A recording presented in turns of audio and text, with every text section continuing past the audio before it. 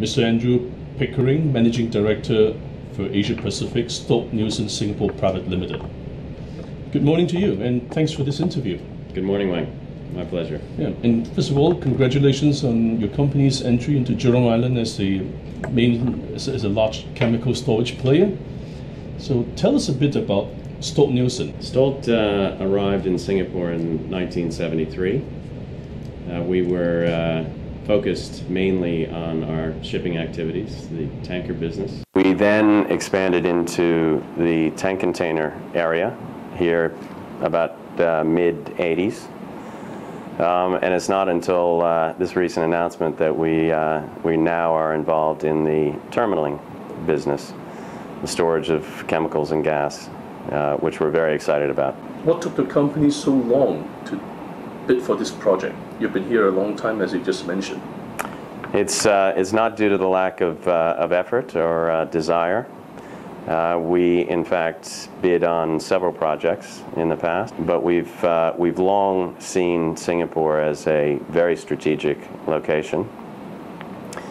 And I have to caution the word strategic because it sounds a little bit like it's a future proposition. Singapore is the third largest port of call for Stolt-Nielsen for their ships globally, behind Houston and Rotterdam. So it's currently strategic, and I think in the future it will continue to be. Right. Tell us about this project that you just won, the terminaling investment that you're about to undertake on Tembusu. Well, we were fortunate enough to be awarded access to 15 hectares of land in Jurong Island in the Tembusu area.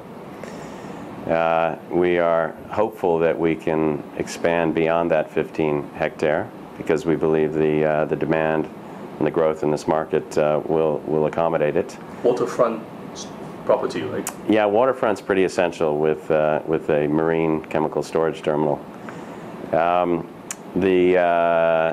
The project should commence in earnest in terms of pre-construction works within the next month.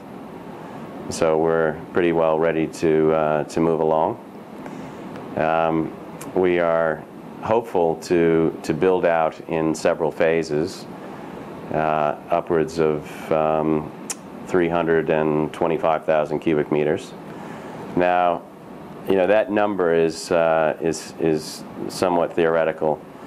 It clearly depends on exactly what you're building, the tank size, the demand, which drives the tank size, the type of products you're storing, whether it's gas, whether it's chemicals, relate to how much land you use for each particular unit. So we're using our model based on 325.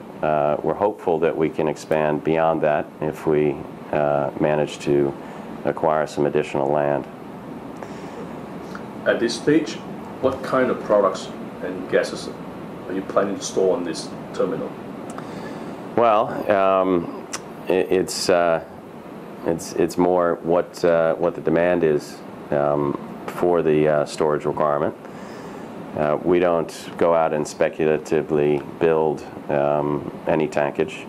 We build to customer demand.